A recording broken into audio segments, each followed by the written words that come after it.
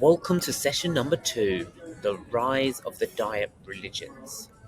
Just a quick recap. In session 1, we covered the evolutionary steps that your biology has been on, which has led us to our superpower that got us through those times of hardship, which was our body's ability to store fat in times of abundance, so we have resources to use during times of scarcity, and fighting against that number one common enemy of famine.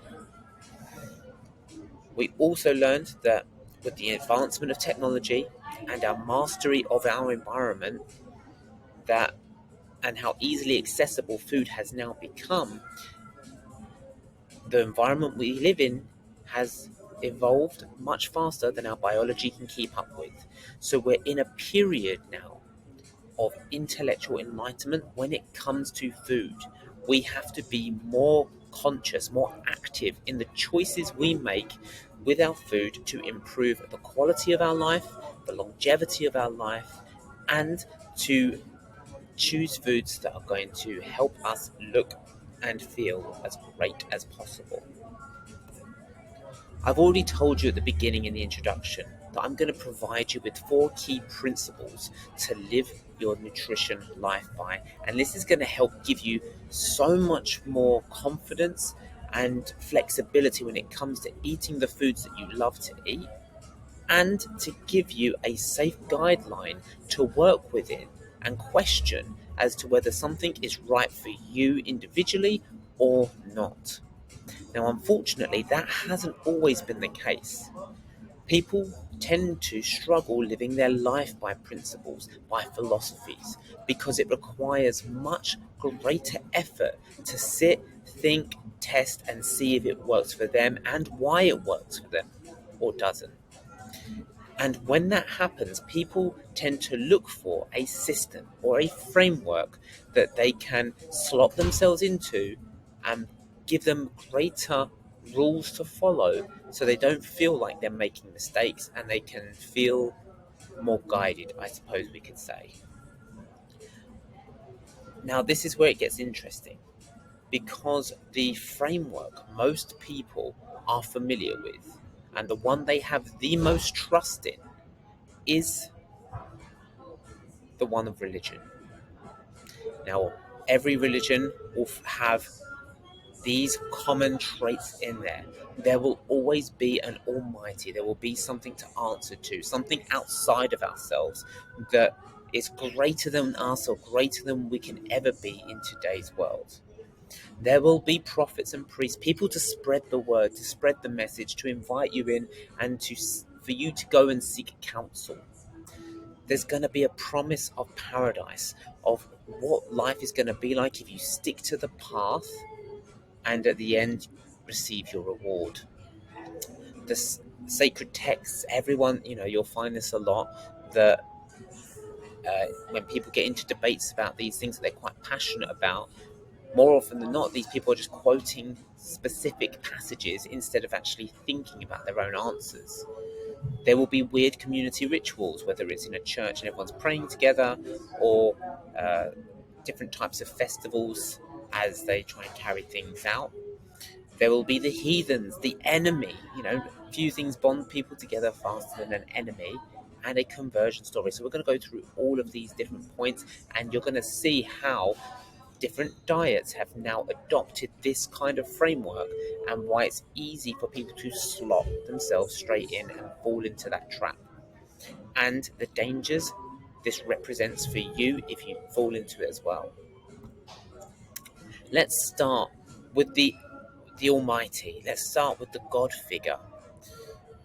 When you ask people, when you ask most people, I should say, about the ideal health, more often than not, they will refer to a time in the past, the ancients, the way our ancestors lived. And some people will choose specific time periods. There are some people, if you're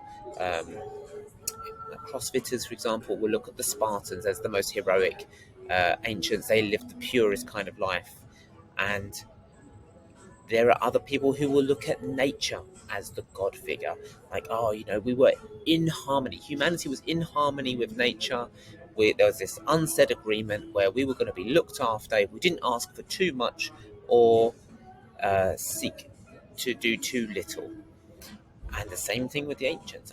People will either choose one of those versions as a god, something outside of themselves, something to look towards, something to idolize, as it were. And this is where each diet has now also adopted its different priest or prophet, more commonly known today as influencers. You may be familiar with some of these faces. For example, the Liver King, who's a bit of a controversial figure now. He was that big advocate for the carnivore diet, and he became someone that people looked to for guidance. He had his rules for a primal life that people would follow. There are the different versions for vegans as well. There are vegan influencers who are promoting that vegetarian and plant-based life, and they also have their rules for living, be it one with nature and be spiritual, and all of these different rules to follow, and people you can look to for the times that you're in doubt or where you should be thinking if things aren't going right for you.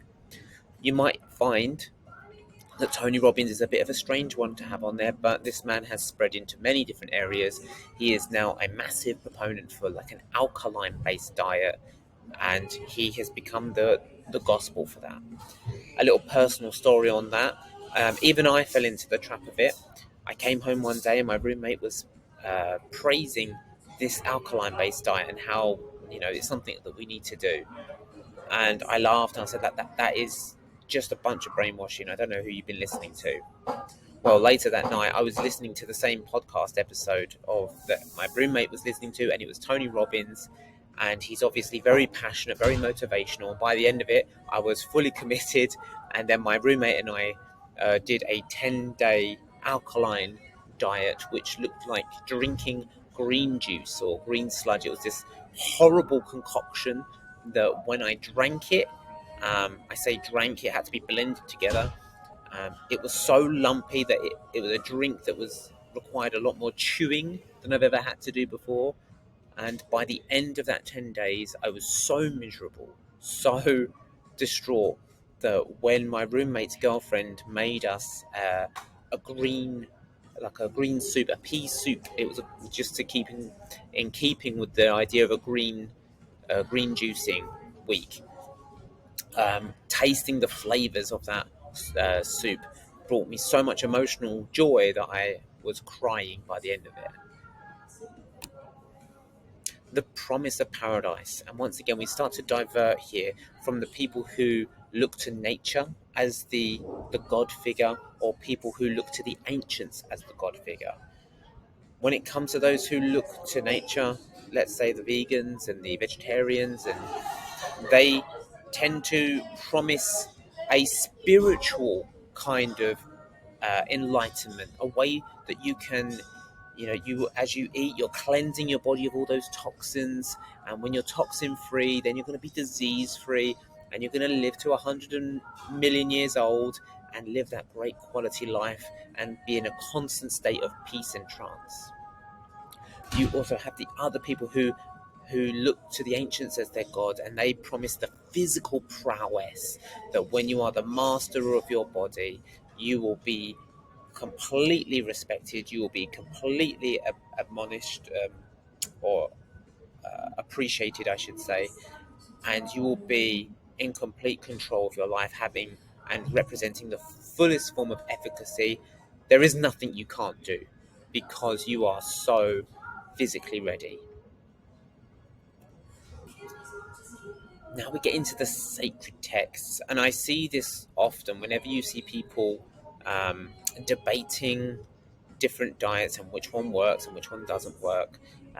You've got these sacred texts that people would just quote or say, "Oh, I can't even talk to you unless you read this paper, this scientific paper." Because the sacred texts don't even have to be actual books anymore. They could even be just Instagram posts or tweets, or a study that looks at one specific aspect of a diet or piece of nutrition. This will encapsulate every kind of different diet to some degree.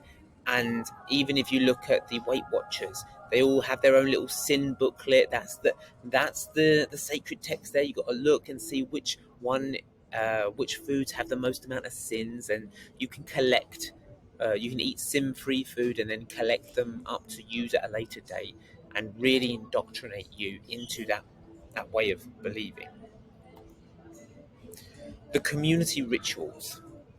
People who follow a more carnivorous diet or a paleo style of diet, they tend to find themselves in a CrossFit community where people bound round each other and they scream at each other to do more, to do as much as they can, to go beast mode, to vomit with an extreme amount of sick, and to take that warrior mindset and absolutely go for it. Or they'll throw themselves in an ice bath and embrace the physicality of changing your state. But if you go to the other side, a more vegan, vegetarian style, they will look towards more the meditation, keeping in line with either that physical prowess or that detoxifying themselves of every kind of badness or evil as they might want to see, or a yoga uh, trip or enhancement, always looking to do more stretching and flexibility. And there are some communities, I know this is more carnivore as well, but there is a particular sect, I want to say, of carnivore people who very much believe in sunning their testicles because they believe it increases their testosterone levels to the highest levels you can possibly do. The science on that is a little bit sketch, but some people believe it. I said before, every there is very few things that will bond a community or a group of people together faster than having a common enemy. And the carnivore people hate the vegans hate the carnivore people, and that just bonds that knit together because you've got a chosen almighty to follow, you have a set of rules, and now you have an enemy, so they're the ones that are wrong, we're the ones that are right, and it's up to us to prove that they are wrong, and this is the more righteous path to follow. A quick word on that: when I did group training sessions, as an example, when it was a whole bunch of new people that never met, one of my first things was to understand, how can I bond these people, how can I get that camaraderie going, how can I build friendships as fast as humanly possible? Well, I become the common enemy. Right? In those moments, I'm the one that can be disliked, and I give them reasons to support and be with each other. So by pushing them and giving them harder workouts and getting them in a plank position and saying, right, if one person drops, we're doing it all again. So I would recommend supporting them and helping them get through it. You're encouraging them to connect with each other and to despise you. And by the end of session one, people would be high-fiving each other, hugging each other, being grateful to each other, building that kind of bond, making it even harder for them to actually want to leave the chosen path that they've gone down. Conversion stories. The people that were blind and now they see, I was a vegan, and I thought with all my heart and I did everything right, but I still was finding that I was getting ill and I had no energy and I didn't get the muscle gains that I wanted. But then one day I decided to try a piece of steak, and then I switched to carnivore, and now I've packed on 20 pounds of muscle and I've never looked better, and you know I've got more energy and sleep the best, and my skin looks amazing, and I have more erections, and all of these different things. And these will be the people that they prompt out, will be speaking their testimonials, and they'll be elevated up to just under the priest level, all ready to become the next set of influencers to help that buy-in from other people. All of this framework creates a real problem. It acts as a blinder. It puts you in a box and it gives you that framework, and it doesn't take into account your individuality. It doesn't take into account all of the other variables that go into making your life great, to improve your life to the best quality it can be. And so there are many people who follow this framework that have chosen a diet because they think it's what is the right thing to do. And the more embedded they become, the harder it becomes to leave. And so they can either they find themselves just closing their eyes and just following and towing the line. One of the biggest challenges here is that when they are told, they're like, hey, look, I promise you, I am doing everything I can. And the online forums are filled with this, by the way. They're like, I'm doing everything I can. I'm recording it. My blood work is just not getting better. I'm just not losing the weight. I don't understand what I'm doing wrong. And then the only advice that seems to come back to them is, it's just your mindset. Or you've just got to keep going. You'll reach that moment down the line, that tipping point, and everything will be great again. And they're told to ignore what their body is telling them and just commit to the process. Or, and that's more of you looking at the more nature worshippers, or if you go the more ancient, their bodies could be like falling apart because they're just pushing it to such extremes that they are finding it difficult to recover, and they are constantly drained. They don't have the energy because they're either completely ignoring one of the macronutrients. As an example, some people are told that keto is the only way. Well, that's great unless you're more susceptible to hormone crashes, and people completely obliterate their thyroids and exhaust their glands, and now they've got a bigger problem to face. But no, it's just their mindset. They're told just keep going, just do keto more, when in actual fact it's harming them. Individuality. Understand that no individual is average. You may look at the average data, all the statistics, but no individual is average at all.